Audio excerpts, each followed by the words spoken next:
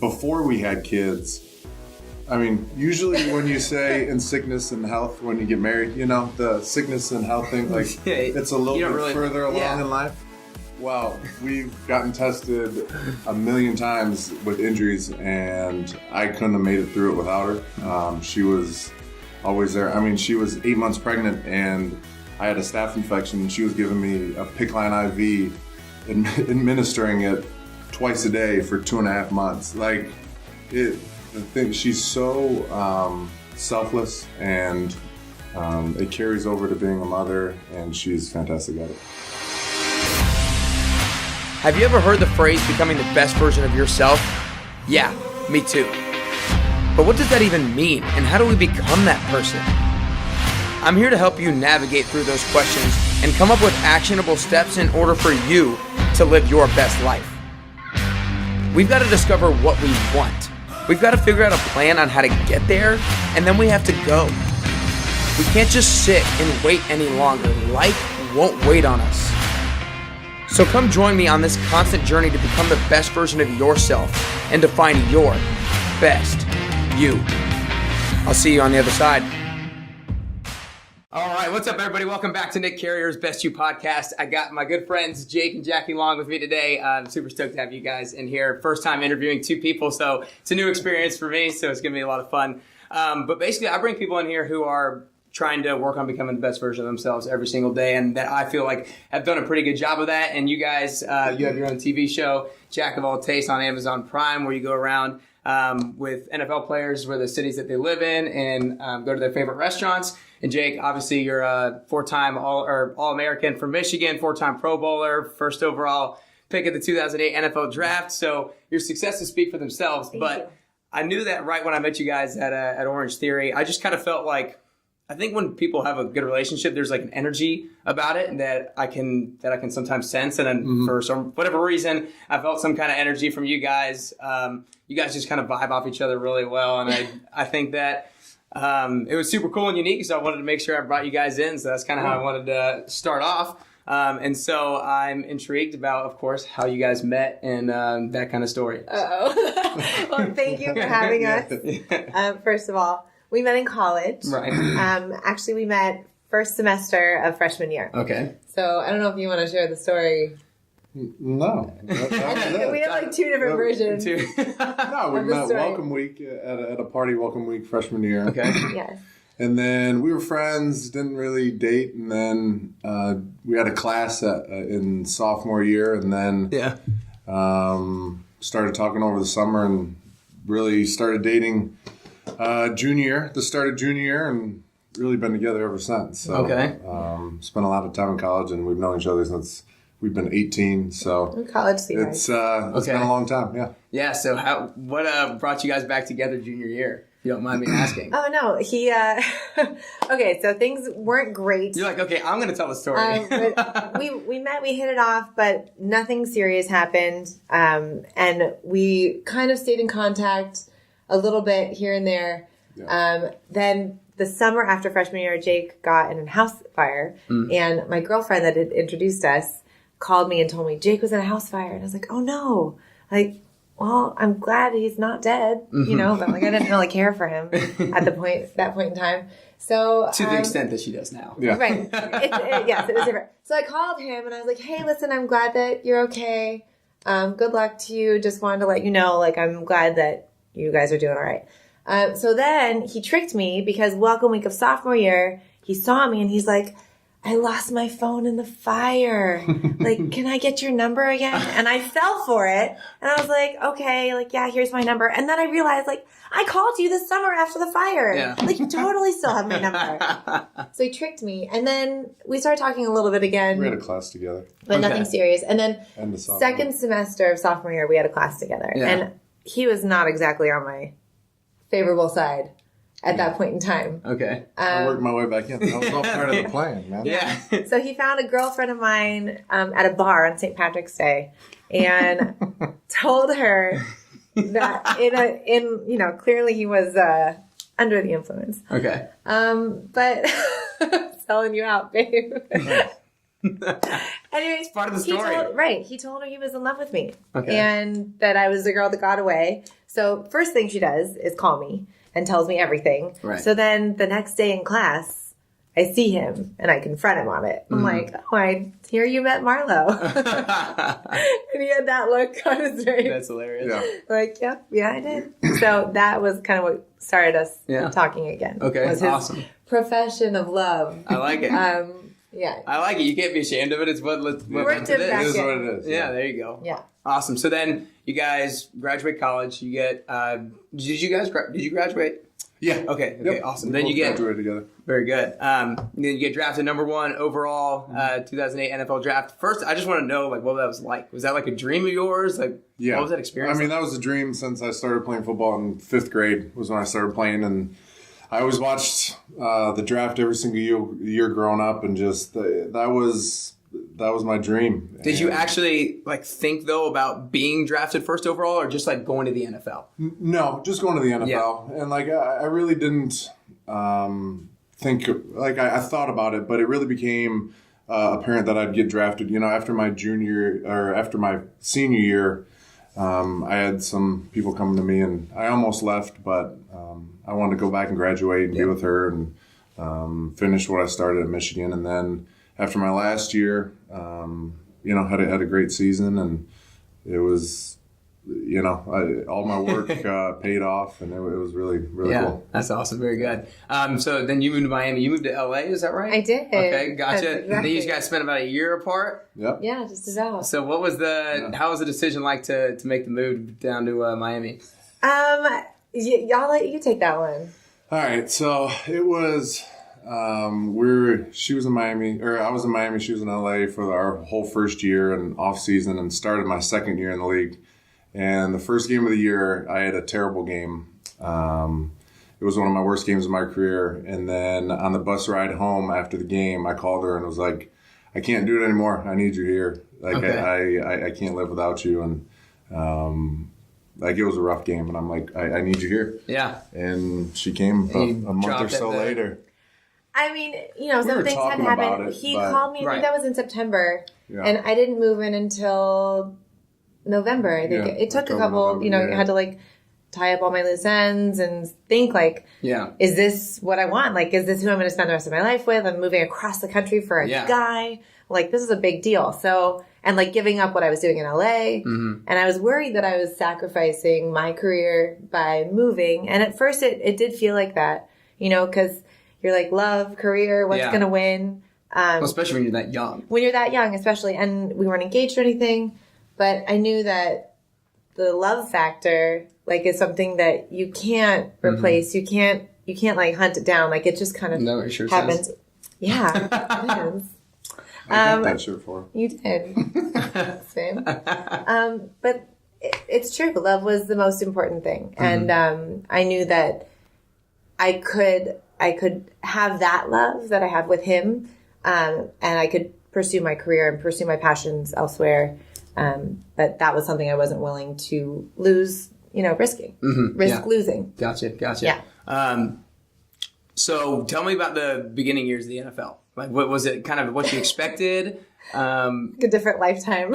Yeah, it is. We talk about it now, and it seems like such a different life, because now we have 2 kids and settled down. I'm retired. Like, it's so different. But the first few years, it was fun, man. It was just football, and we traveled in the off season every now and then. And was there anything that was not in the early years of the NFL? Yeah, not that well. Because after your first season, you didn't have any surgeries. Yeah, but every single off season after that first season, he had a surgery. Oh my god! At least one.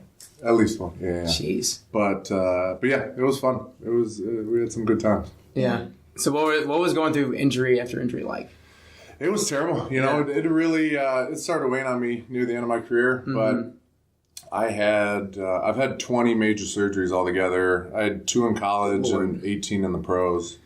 So it really started getting old near the end because you don't have an off season, right? The minute you get done, I'd have the surgery, and a lot of them were big injuries, so it'd take 4 to 6 months before I could start playing, and so I'd spend the entire off season working out and training, and then, being behind in training camp because I didn't get to practice, and then just throwing in a game. So I was always a little behind the 8 ball, and I was always playing catch up. And I did that for 8 years of my 9-year career. So it was really starting to get old. And it takes over every aspect of your life. You know this as a personal trainer and being involved in people's health and wellness, that you're not just recovering and rehabbing from an injury, you're changing your diet, changing your sleep, changing your activities. Every single aspect of your life is affected by it and those around you. So vacations are out of the picture. I mean, you don't take a break. Like Jake was so focused on football and being the best football player that he could possibly be that you don't take a 4-day vacation to go somewhere even every morning, every day. The trainers had to tell me to take a vacation one time because I was there for so many hours and I didn't take a break. And so, our first daughter, I wasn't around for the first year of her life because we had her during training camp. Then, so training camp, you never out. And then the season, it wasn't around. And then I blew up my ACL. And so I was rehabbing. That was your second ACL because your first ACL you did when I was pregnant. Yeah. So then and then I had a staph infection. It was trying to come back from all that. So I was in rehab for 6-7 hours a day, and then I was just exhausted. So it was. That's why I've really been enjoying being dad since I retired. I bet huge change of pace. Yeah. That kind of goes to something that I like to talk about on podcasts is that I try to preach to people that health needs to be such a top priority, whether it's nutrition, fitness, because if you're not your healthiest self or feeling 100%, then you can't be the best version of whatever you're trying to be at that point in time. And with you, it's a little different circumstance because you're playing football, so you obviously have to be injury free. But it's you also couldn't be the best dad you wanted to be because you were injured. You couldn't travel and that sort of thing. So I always try to preach to people look, no matter what you're doing throughout your day, something health related, fitness, nutrition needs to be at the top of your priority. And that's. Sorry to interrupt. No, you're good. That's one of the biggest things we've, throughout me playing football and everything, we've learned is nutrition and food is a game changer. And we've tried so many different diets and... Well, I would say dietary changes. Because I don't think we diet. Right. Diet's in the traditional sense of the word. We're not dieting to lose weight. We're not on a diet for 20 days before, a wedding or something. It's just eating better. Cutting out different... strategically and all that stuff. But gluten. It's incredible what food... Oh my gosh. Food can change your life. Yeah, I know. It's incredible. I completely agree. It's a game changer. I mean, I was in college, I was I thought that I was probably the most fit that I'd ever been. But after college, when I actually started to eat right, and I didn't eat too crappy in college, but I lost 8 to 10 pounds just since college, just because I eat well instead of pizza and sandwiches all the time and that sort of thing. It's just crazy. But it's I was working out a ton and I just fell right off. Yeah. And started eating well. So that's crazy. So I want to go now into the TV show Jack of All Tastes. Where did you kind of get the inspiration or realize that that's what you wanted to, something you wanted to start? So it was when we were living in Miami and I had moved from LA. So I left, my pursuit of television and film out there. And I got a job working for a local TV station in South Beach. Okay. And it was called the Beach Channel. So a local tourism channel. And I just kind of fell into this position as their food girl. So I would go around and talk about different restaurants that they would tell me to talk about. And, I'd riff off of things and sometimes have a script, sometimes not. But it was going really well. And it turned out that certain, potential clients were requesting me. So then the producers of the channel said, hey, we built shows. We want to build one with you. Do you have any ideas? And I did. Yeah. It was all a timing thing. I feel like everything kind of happens in that way. If it's meant to happen, it's going to happen. There's obviously hard work involved in that, but timing is also everything. So I had the idea when they came to me and asked if I did. And it was just that. It was to travel the country and eat, because obviously who wouldn't want to do that? But then I added the football angle because I know so much about football. Clearly. And I'm so ingrained in the lifestyle and I am so comfortable with athletes and their significant others as well that I said, let's do that. Let's, eat all over the country and do it with different athletes and they're people that they love and want to hang out with and they can tell us where they're eating because who doesn't want to eat where, seriously. Top players in their on the team eat. Yeah, when we were watching it the other day, we were like, okay, we're going there. Exactly. We need to plan out like next weekend. We got to go there. Yeah. I think it was like the steak and oyster, the southern, yes, the southern steak and oyster. Yeah, I got it. Absolutely, it's fantastic. So good. That looks good. Looks good. What's the biggest thing that you've learned about since doing the show? I thought so before the show happened, I would watch like Diners, Drive-Ins, and Dives and all the food shows. And it looks so fun and so easy. Like, oh my God, he just gets to pay to go eat and talk and whatever. So the biggest thing I learned was that it takes so much work to film a show. And it was like a 16-hour day sometimes. You know, you're waking up before the sun is up. You're going to bed long after the sun goes down. Right. So it's so much more work and time than anyone ever realizes. But the thing that made it easy is that it's a passion. So I couldn't wait to wake up, even though I hadn't had enough sleep. And I couldn't wait to like go to work and put more time in and be more involved because it was just one of those driving passions. So I think I learned mostly that I had no clue how much work it would take, but that I was willing to put in that time because I loved it so much. Jake, what's it been like for you to watch her kind of go after this and start this thing? I love it. Especially in college. You know, she was a theater major, so she was in a bunch of plays and did all that stuff in college. So I'd go to all of her plays and loved watching her perform, and she's fantastic at it. So, and I remember watching her on the Beach Channel in Miami, and so I support her in anything she does, and I want her to do more and be happy, and she's passionate about it. So I really love watching her on it. Yeah. That's awesome. That's awesome. Cool. So one question I want to ask, kind of want to put you on the spot. Since you guys have known each other for how long? You've been married for 6 years? 6 years. 6 years. So, we've known each other since we were 18. So 15 years. 15 years. Okay. 15 years, something like that. Yeah. So what's That we sound old.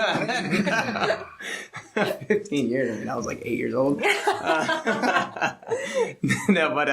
So I want to ask you, what has most impressed you about her since becoming a mom, having known her since freshman year of college? Yeah. She's a fantastic mom. Beyond, I know she doesn't give herself enough credit. You know, she thinks she's very critical of herself, but she's a fantastic mom. She's a fantastic, caring, giving woman. Before we had kids, I mean, usually when you say in sickness and health, when you get married, you know, the sickness and health thing, it's a little bit further along in life.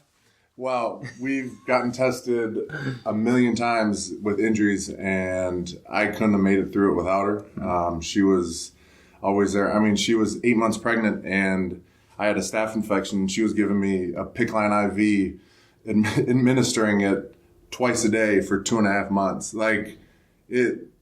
She's so selfless, and it carries over to being a mother, and she's fantastic at it. That's awesome. I like that you brought the in sickness and health thing up, because I think that's so true. I would never have thought about it that way. Well, it was pushed to the forefront of y'all's relationship. Well, and when you see it on ESPN or whatever, you see the guy getting hurt and ACL, be back in 6 months to start the season. Okay, he'll be back, right? Yeah. They don't talk about their siblings or their kids or how it hurts or affects your family life. But it does big time. And I think sometimes it was harder on her than it was on me, because I could go to the building and do my rehab and everything, get away. Working out was my way to get away, you know. She really couldn't get away because I'd come home and she'd have to take care of me because I couldn't do things on my own. So sometimes it's harder on your spouse than people realize. Yeah, no, I think I completely agree. That's one thing I don't like about just sports networks, ESPN and stuff, because everybody treats it like they're just football players. And it's there's no outside life effect at all. Yeah. Especially when being traded and stuff. They're how are they going there for this many years for this much money? It's you kidding me? They have a family. They're trying to think a lot more down the road than that. And so that's one thing that I always try to tell people. It's how can you complain about this? You have no idea what's going on in that person's life. We were actually just talking about that the other day. She'd be in the stands and someone would be like, oh, break his leg. That quarterback's a piece of you-know-what.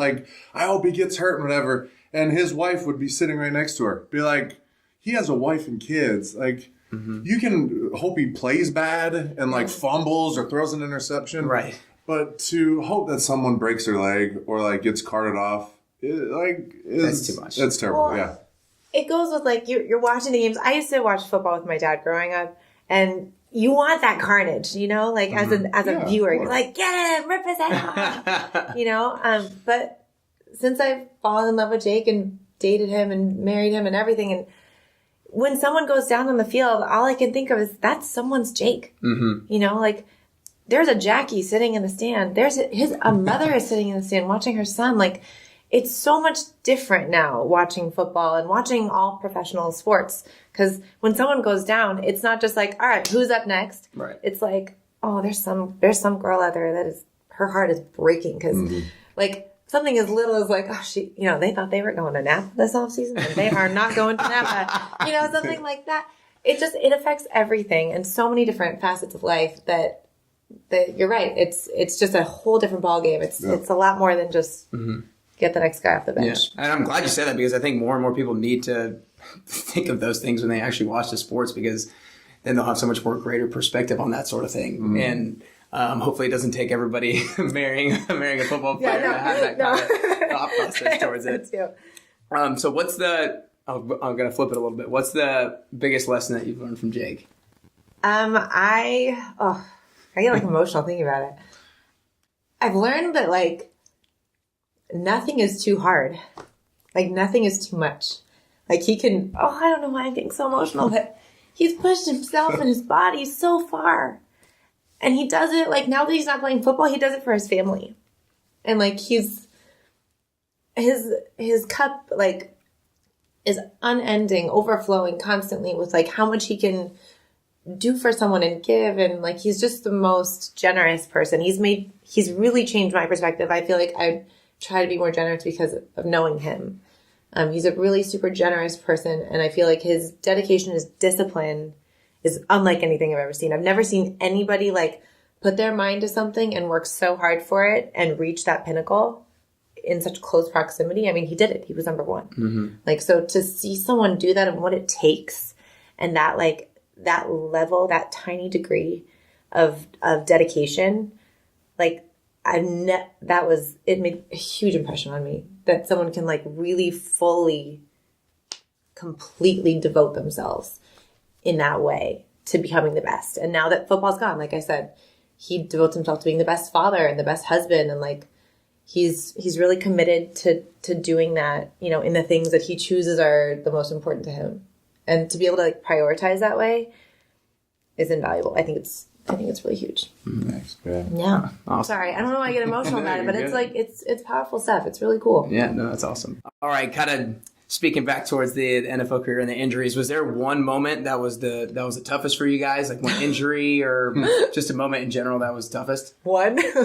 I mean, they were all really tough, but the worst one was my Achilles. My 2016, I was with the Vikings and just got picked up from them and was playing really well. And that was my fourth game and was starting again and really starting to feel good and get back into everything and pop my Achilles. And that was the last play of my career. Yeah. That was year 9 and I already had all the surgeries and was, 10 was always my goal. So I was hoping to finish 9, maybe go to 10, maybe be done after 9. I don't know. But I really wanted to have that decision. I know a lot of times guys don't go out when they wanted to, but that was the hardest one because I was just starting to feel good again and then my Achilles popped. So that was a tough one. Yeah, it sounds like a brutal injury. I feel like I couldn't even imagine what the pain was. Oh, it was terrible. Like. It was terrible. I thought, because I was in a pass set and I was just blocking the guy like I do a million times, and then I thought the running back kicked me, and I thought I broke my ankle. And so I'm on the ground rolling around, and the trainers come out, and I'm complaining about the running back breaking my ankle. And they're like, Jake, like no one was around you. And like right when he said that, I'm like,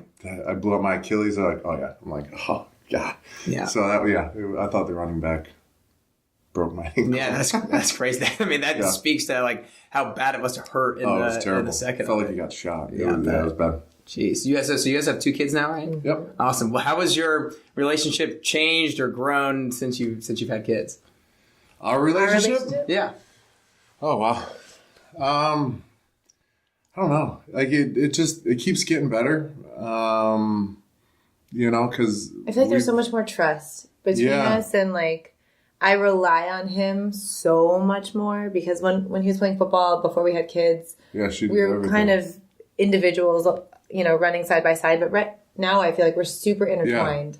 We've really become a team. We like play off each other and like do when someone's doing something and something over here needs to be done, like cleaning up or whatever. The baby's doing something. It's getting like it doesn't take one person to be like, hey, are you gonna go do that? Like we just we see it needs to be done and we go do it, and we just work really well together. Yeah. Did that take time for you guys to kind of like figure out that dance, or was it just like pretty natural for you guys to kind of pick up and just do your certain things? I'm going to take this one. So Jake is clearly a team player, right? Like that's why he's had so much success in football. And he also is like, this is silly, but he's coachable. So like, and no, really, like this is one of the amazing things about him, that like he's open to that. And like, conversely, I'm not as like, I feel like, okay, this is my way. I'm going to do it this way. And he's like helping me like break that down a little bit and be like, well, let's do it this way. And then I'm like, oh, but you're right. We should do it that way. I think the communication has changed. I feel like we're working so much better together, but truthfully, like being open to compromise in a couple and like being able to communicate about that compromise has been huge. I don't even know where the question started next. No, you guys has it changed since having kids? And it sounds like communication has been a lot more there. Yeah. And I think it was a big transition when I retired, like, dealing with no football and no rehab and all that stuff. But I think that one thing that helped us was all the injuries I'd been through, like the whole off season, it was just us. Right before we had kids, it was us, her taking care of me, or like us in the house, like dealing with these injuries for 8 years before I retired.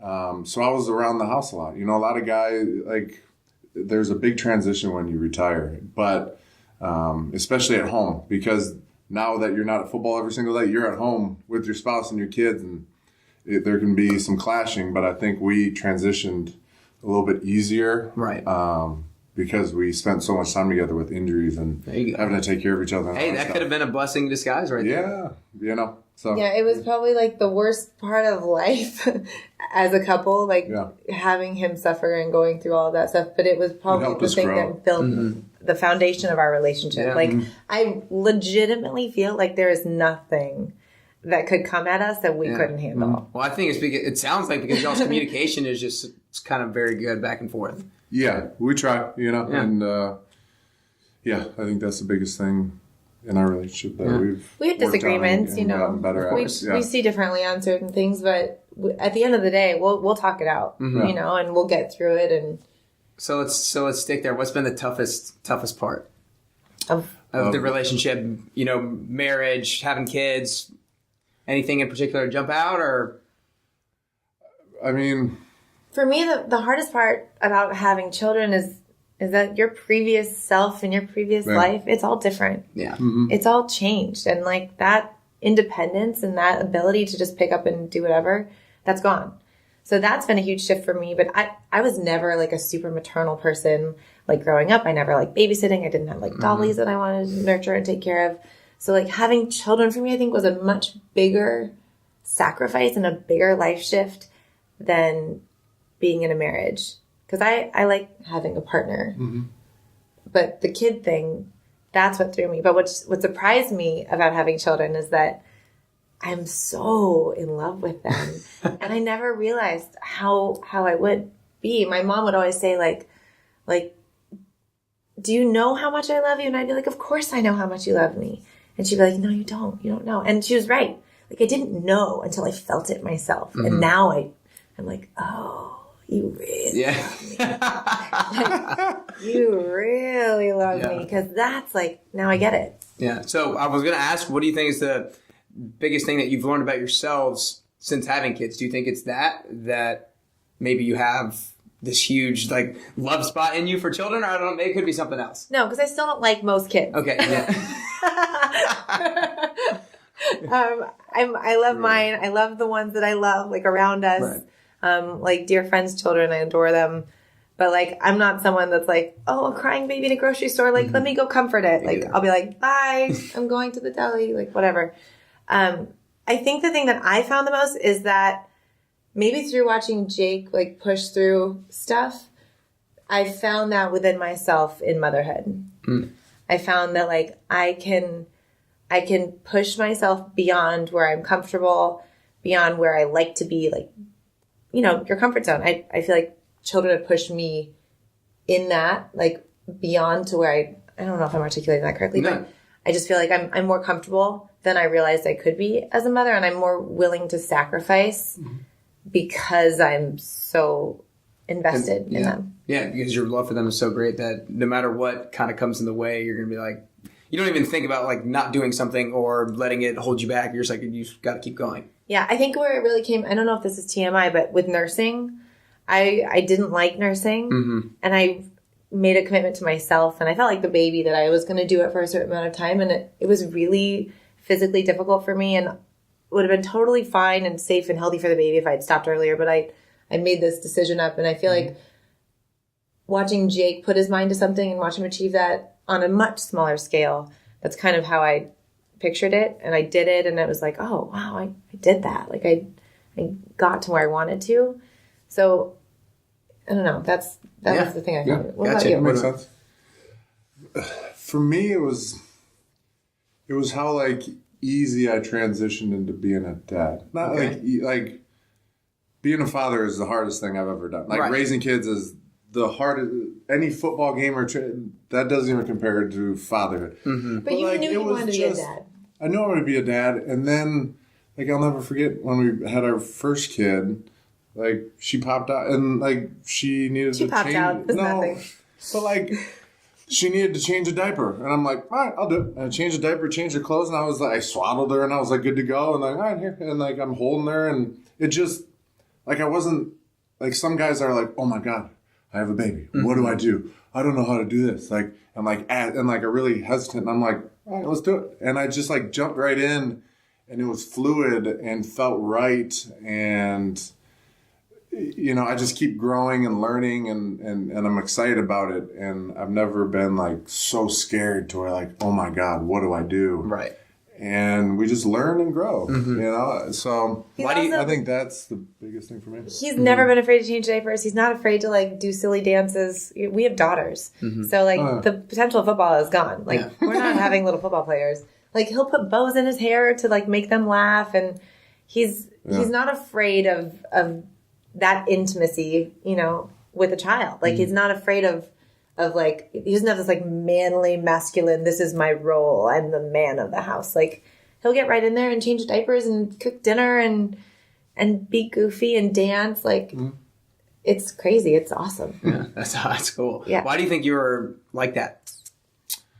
Do you have are you and your father close, or how do you think? Yeah, so I have two brothers, one older, one younger, and my parents were amazing parents. And, you know, my dad worked a crappy job. He worked for GM in the foundry for 30 years, and my mom worked at a local deli, and she worked her butt off till 2 o'clock, and then would go pick up the kids and did everything at home. And, like, my dad would come, like, they never complained. I was always like, can I get these new cleats? Like, They always worked and like didn't give themselves things to give us football equipment to me and my brothers and take us to basketball stuff. And like we'd go to the Detroit Lions football games, and they never complained. They gave everything to their kids, and for working bad jobs, you know, they had stuff to complain about and never did to their children. And I guess I just learned from that, and that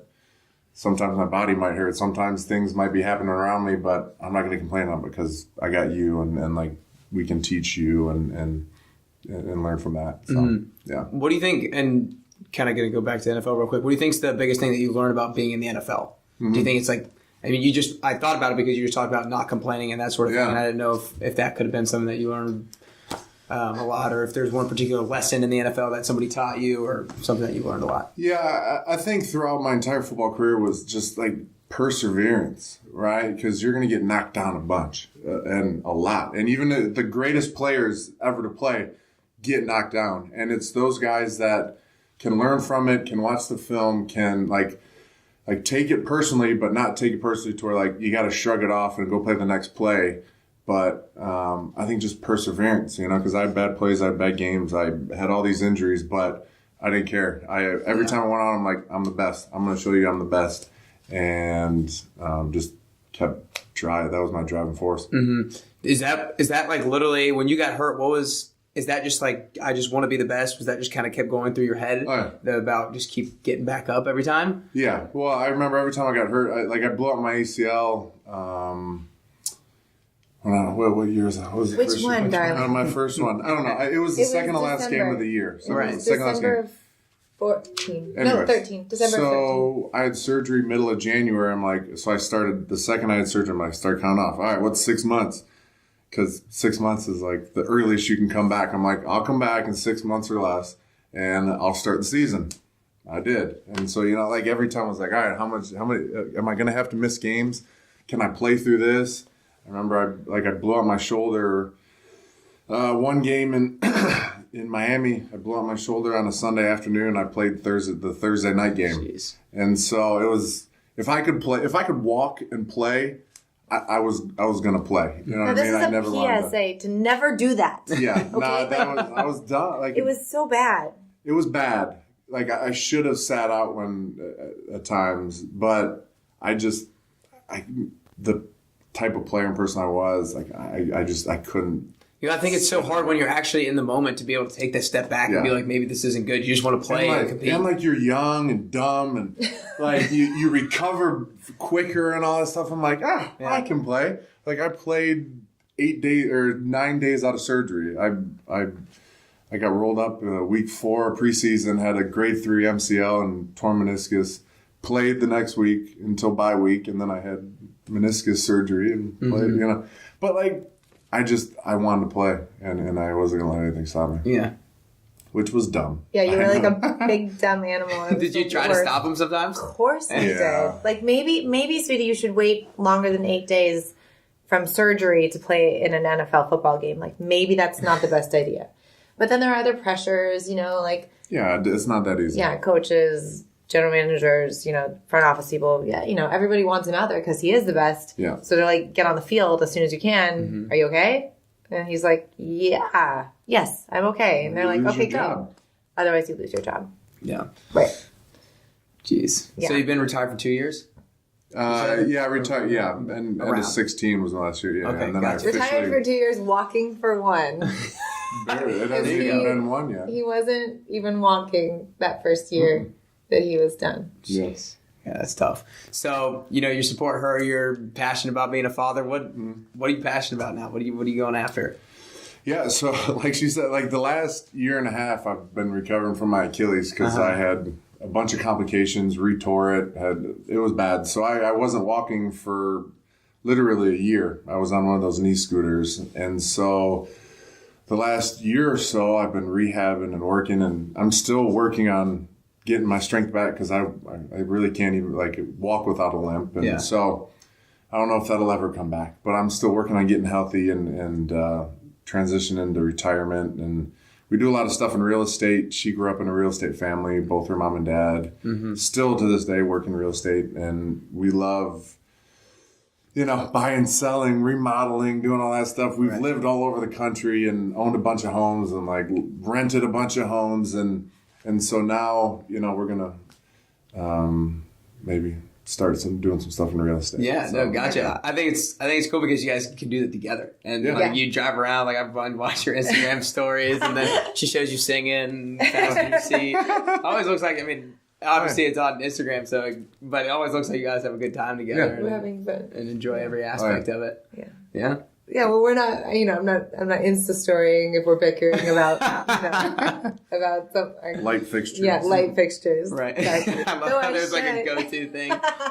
All right. So the last question I always ask for everybody who I bring on, I'll ask you for both of you. I'll have you answer first, and Jake go second. But so my passion is trying to help others become the best version of yourselves, and to me, I think it's a constant journey for every single person. I don't know if we're ever at that best version of yourself. Hopefully our last day we can take our last breath being confident in the fact that we were the person that we were supposed to be.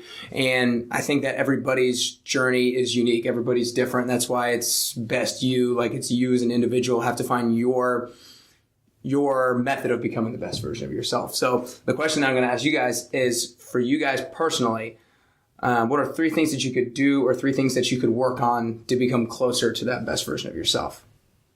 I think that I have to remember and understand that like life is full of cycles and seasons, and that I'm not always going to be the best television host during a certain season. I'm not always going to be the best mother during a certain season.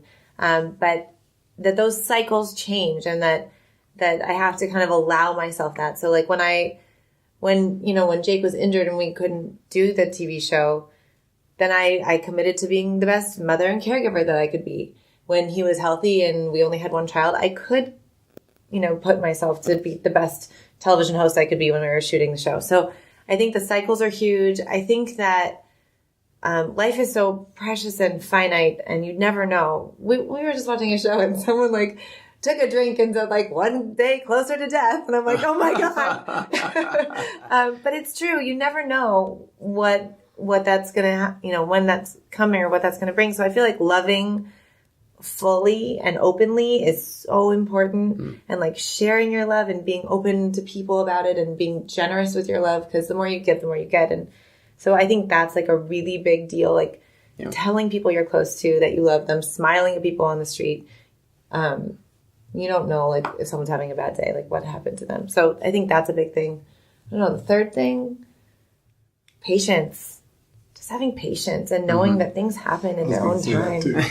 You still use it. Yeah, I think patience is huge. Yeah. For me, I really have to work on it, because I feel like sometimes I get in these lulls where I'm not as productive as I want to be, and I'm not as, but I feel like we all kind of do. So accepting that and having patience that like, if you put in the time and you can put the energy in and find your directive, then it'll all kind of come to fruition. But having patience and not accepting or not expecting it to all be right now. Right. I have to be at the top right now. It doesn't work that way. Yeah, well, that's why I think one of the reasons with us youngsters, it's hard for us to be patient, because everything is so like instant gratification now with so many different things. So we have to work harder and harder about being patient.